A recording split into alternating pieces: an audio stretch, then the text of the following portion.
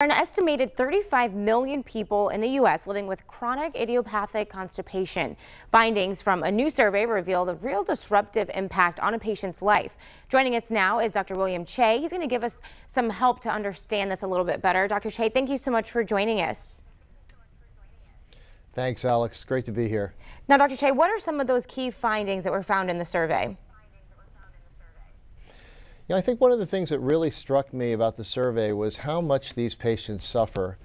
It turns out that 3/4 of the patients that responded to the survey said they don't feel well all the time.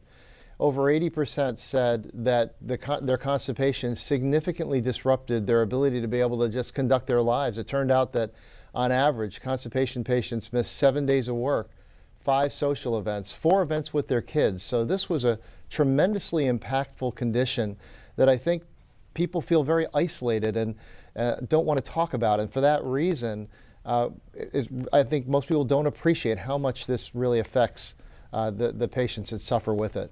Now, when a person hears about CIC, they might not know what it is or that there is such a thing. So what are some of the symptoms and how do people manage it?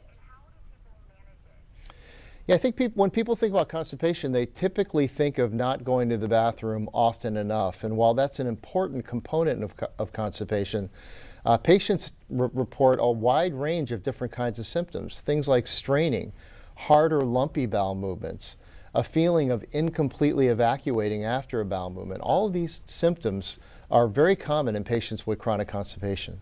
Now, Dr. Che, not everything is really easy to talk to your doctor about. So why is it so difficult for patients to talk to their doctors about this, and how can they open up that line of communication? I think first and foremost, it's embarrassing for patients to talk about their bowel movements. I mean, let's face it, nobody wants to have that conversation. And really, it's not just with your doctor, it's also at home. I talk to patients all the time that come into the office with a family member. They'll tell their story, oftentimes become tearful as they're telling their story. And their family member will turn to them and say, I had no idea this was going on.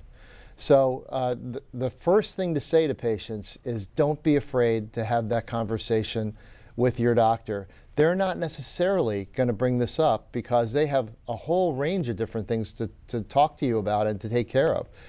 So it's really going to be on you as a patient to bring this up and have a frank and honest conversation with your doctor.